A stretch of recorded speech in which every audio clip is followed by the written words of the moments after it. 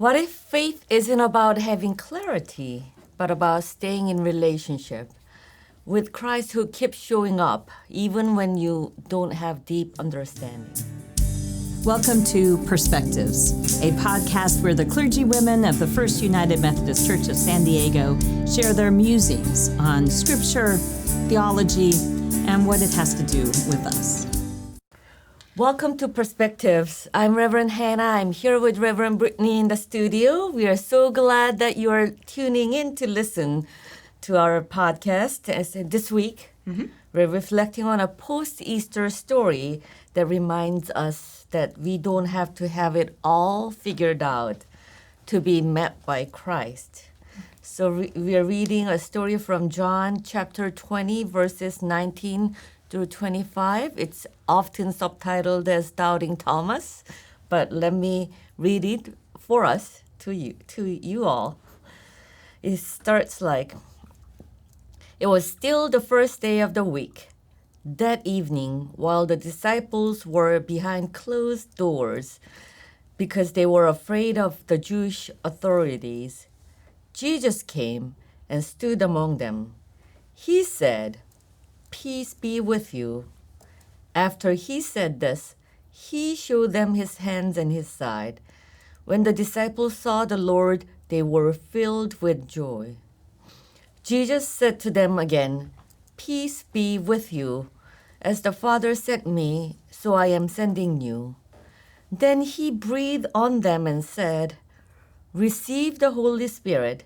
If you forgive anyone's sins, they are forgiven. If you don't forgive them, they aren't forgiven.' Thomas, the one who called Didymus, one of the 12, wasn't with the disciples when Jesus came. The other disciples told him, 'We've seen the Lord.' But he replied, 'Unless I see the nail marks in his hands, put my finger in the wounds left by the nails, and put my hand into his side, I won't believe.'" So, Reverend Brittany, what do you hear in this story? It's the story, like you said, it's Doubting Thomas, and we always hear it from Thomas's perspective of doubt. And I still hear it a bit from Thomas's perspective of doubt, but not necessarily just doubt, like a bit of grief of like feeling like everyone else got to experience a thing that you didn't get to experience, and now like, well, I don't believe it's true because I didn't get to experience it, Yes. And so his doubt is kind of, to me, bred from this like FOMO, fear of missing out, the thing that you don't have. Yeah, it's not only FOMO, you mentioned a good word, grief. Yeah. And this is the only gospel that shows his name as a doubting disciple. Yeah. And the other three synoptic gospels doesn't mention his name. It's about people having trouble believing.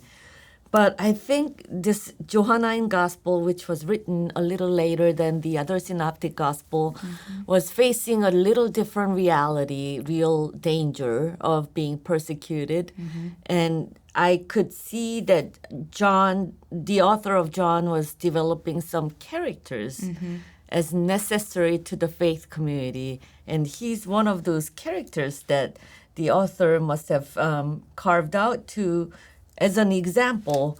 So you hear the story of Nicodemus and the Samaritan woman in the Gospel of John, and this Thomas shows up once before earlier in the Gospel in chapter 11 about let us also go that we may die with him. He's not doubting there. He was fully committed. It was when Jesus was going to Judea after Lazarus died, and they were facing some dangers, and this loyal character was right there. I'm ready to die with him, and he died, and he didn't die. Jesus died, but Thomas didn't. Die. And grief was there as well, not just fear of missing out, but grief of losing a well-respected teacher and Lord for him that he was ready to risk his life for. Yeah. And to know that that the person that he's grieving has come back and made an appearance and he missed it, it's devastating. Yes. Like, where is he going to come to me now? Like, yes. is he going to meet me on the road? Like, what happened? So he was missing out, and he was expressing his grief right there. And the Gospel of John doesn't say that he put his hands into the wounds. It just left us in our imagination. Yeah. But I wondered as I was reading this scripture this time, from the perspective of the grace of the passion. Okay. That it might have been Jesus' repeated offering of grace that actually assured him that it was him. He didn't have to be physically examining the body, but that repeated grace sounds familiar to me. That must be him. Yeah. No one else is that patient and graceful. No, I'm not. No, I mean, like, in his lifetime, he hasn't met anybody else. Yeah. So that's how I wanted to flip the story, not from the doubting Thomas's perspective, but from Jesus' perspective, as I was trying to emphasize the subject of the text. Throughout those several verses, the subject of each sentence is Jesus. It is. So that brings us back to the point we are going through this post-Easter season. It's okay. We don't have to figure it out. It's okay. We don't have to be okay. Yeah. It's okay that we don't have to get it right. So I can see how grace shows up in your Emmaus story, that they weren't expecting it. Right. On the road, in grief, Jesus showed up. And again this time, they weren't expecting it to happen behind the closed doors. Because they're afraid, right? Yes. They're not just having a meeting just to chit chat. Like the text says that they're meeting behind closed doors because they were afraid of the authorities, right? And Jesus came immediately as they closed. It's not even a period; it's a comma in this sentence. They were afraid of the Jewish authorities. Jesus came and stood among them. Can you imagine yourself in that situation? I mean, what? Wow. And Jesus showed up even when they were not prepared, when they weren't worthy or ready to receive his visit. Jesus showed up and he showed himself. So that's, for me, last week with the road to Emmaus, Jesus shows up while they're grieving, while they're sad. And in this time, Jesus shows up when they're afraid, Yes. right? And so this idea that Jesus is showing up wherever we are on the journey, whether it's out of sadness or fear, these emotions that we try to push off all the time, that's where the risen Christ is encountered. Yes. And you just named an important aspect, that emotion is part of our faith journey. Oh, it's yeah. part of our life. We cannot shove it off. We cannot ignore it. We have to name it. Right. And strangely enough, Jesus shows up whenever our emotion is stirred, whenever our body is hurt, whenever we are psychologically unwell. Yeah. So we can see how gracefully Jesus enters into our life in our most vulnerable moments. And, the text goes on to say, like you said, that Jesus is the subject of of all these sentences. True. And Jesus says in the next line, peace be with you. So they were afraid of the authorities, and Jesus says, peace be with you. So, like, this idea that peace can still appear to us even in our most fragmented and frail and fearful moments. Like, that's when we need the peace of Christ the most, right? Yeah. And it's not the peace of Christ we pass casually on Sundays. Right. Peace be with you in his sentence. Shalom Right. means it's peace inside and out, and you're well grounded. It's emotional, social, and psychological, and faithful well-being. That it's not just a moment of peace, Right. like a panacea type of peace, but peace as a ground of your being. Yeah, like your anchor. And he offers peace. He offers the Holy Spirit. And as I look at these people, as Jesus offers one gift after another, I don't see any follow-up changes, any improvements, and any changes in their heart yet, other than joy coming into the scene instead of fear. Yeah. So here, it wasn't about understanding what just happened to Jesus. It wasn't about believing him enough or Right. his resurrection enough. But it was more about their forming relationship with this person who came into their room. So what do you think about faith as relationship? I think people need people in general, right? I think that's why babies don't just hatch from eggs and go out into the world on their own, right? They need their parents, they need family, they need community, and that is always the same for us as we continue to matriculate throughout life. So I think, that Jesus is coming to these disciples out of their fear, right? But it's also, I think, Jesus coming to them to remind them, like, you've experienced a lot. You've just, you've witnessed one of, he doesn't say this, but you've witnessed one among you betray me, right? And betray us. You've witnessed me go to trial and, be crucified. You've witnessed my death. But you got to forgive people. Like, you got to learn how to work in community, even when your heart is broken, because we're commanded into this radical act of forgiveness. So I think that, if it were me, I'm just speaking for me. If it were me that had witnessed what I had witnessed of my friend and mentor being killed, I would want everyone's head on a platter, like, right? I don't think that I would be, I'm not going to be very pious, like, Lord, forgive them for their sins. I would be enraged, like, you know what I mean? Yeah. And so I can imagine that in fear. And I think fear also, like, creates a sense of rage, right? Because you've got to protect yourself. And now it's, now you can't trust anybody. And so I think that Jesus coming to them in their fear and reminding them to forgive is a way to help them navigate through the rage that they're feeling.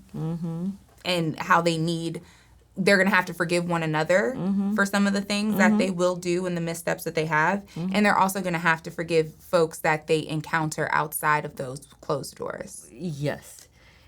In the Johannine community, it's the forgiveness of sins. Their understanding of sin is not about moral sin. It's more about misaligned relationship. So you're right on the fact that the risen Christ, who was also the object of persecution, showing up to the afraid people, saying, it's up to you how you build your relationship with these people outside this closed doors.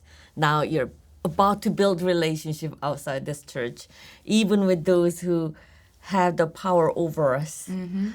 And whoever you forgive, they're forgiven. Whoever you don't, they're not.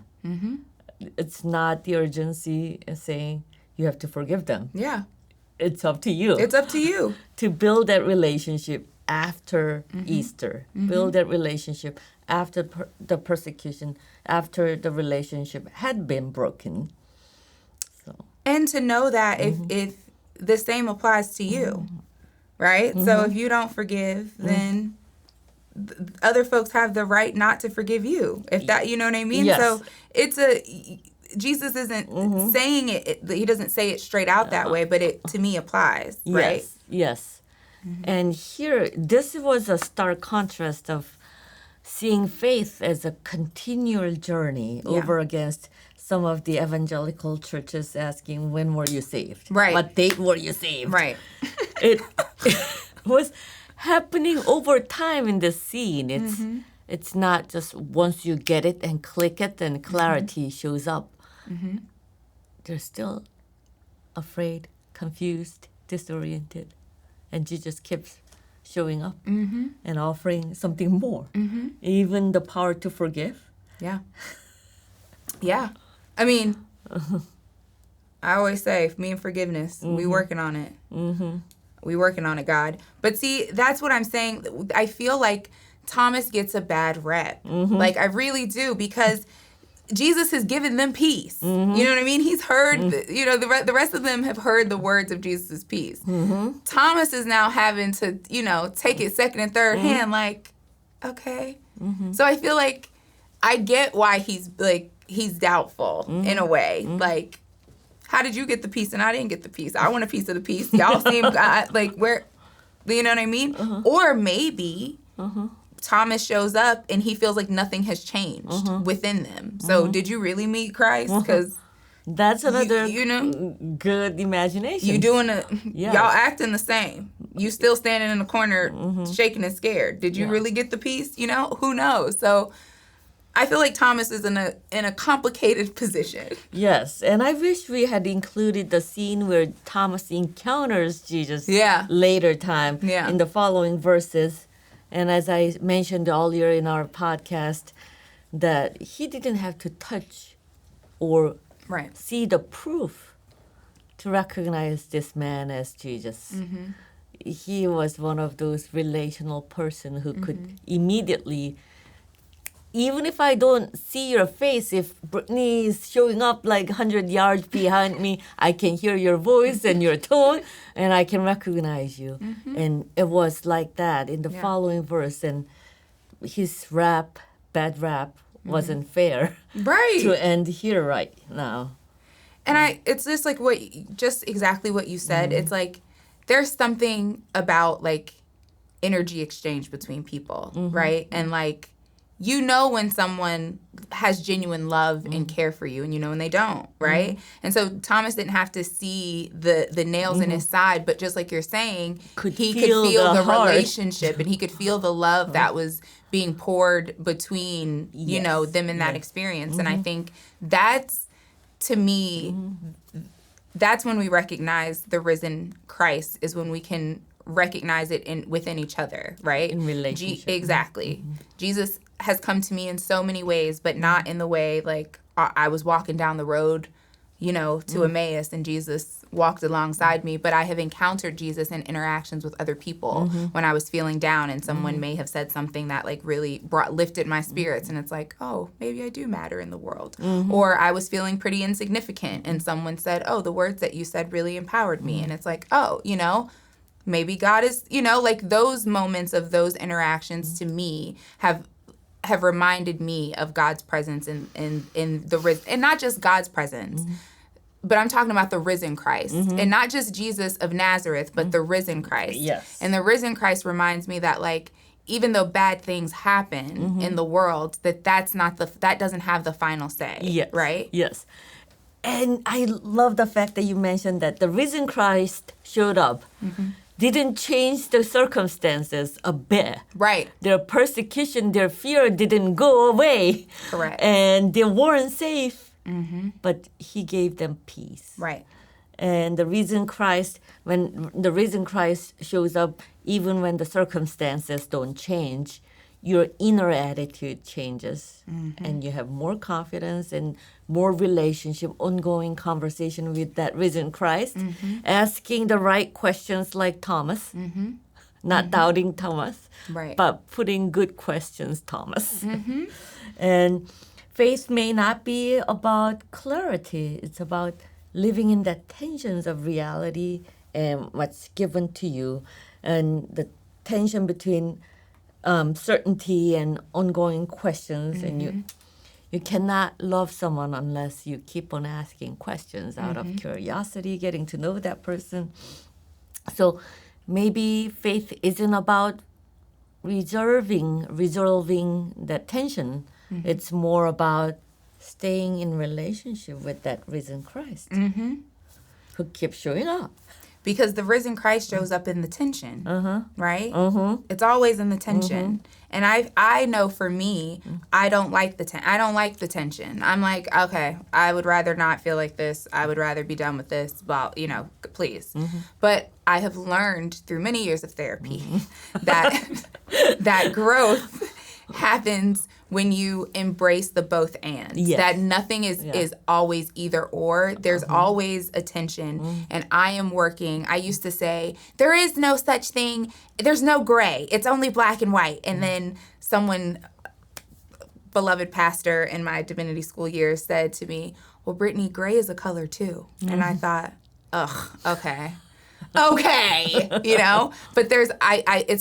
I feel like, at least for me, it's hard to sometimes live in the both and, but that's where the risen Christ shows up in the tension of it all and reminds us that we don't have to hold it all together. We can just be with the tension, dance with the tension, the joy and the sorrow, the anger and the optimism, all of it can work together, because I think that's what it means to be a human. Yes, you named it right. When we live in either or reality, either Jews or Greek, either slave owners or slaves, either male or female, it's always going to be exclusionary. Right. But Jesus came to give us the death can happen with redemption. Persecution, crucifixion with resurrection. And he just changed our either-or mentality into both ends. Right.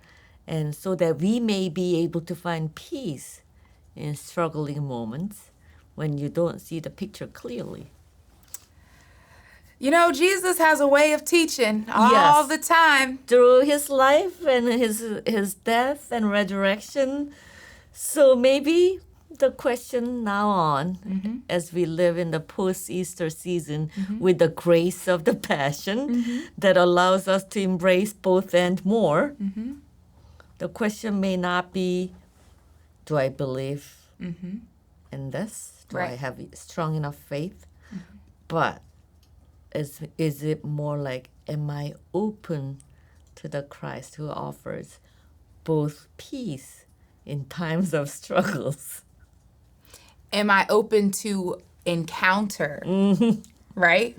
Because sometimes we say we're open to it, but we don't want to deal with it when it hits us in our front door or in the closed doors or on the road. Recognize that.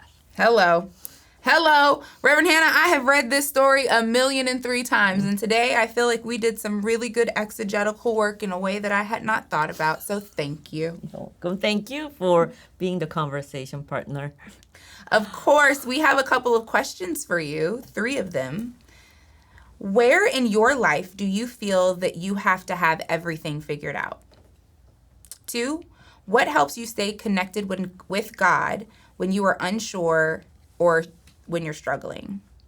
And 3rd, when have you felt like Thomas, left out of something meaningful or sacred?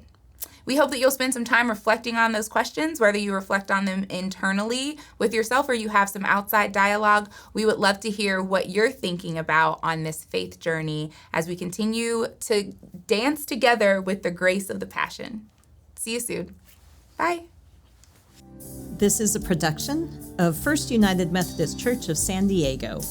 To learn more about our events and ministries and to access additional learning resources, visit FUMCSD.org.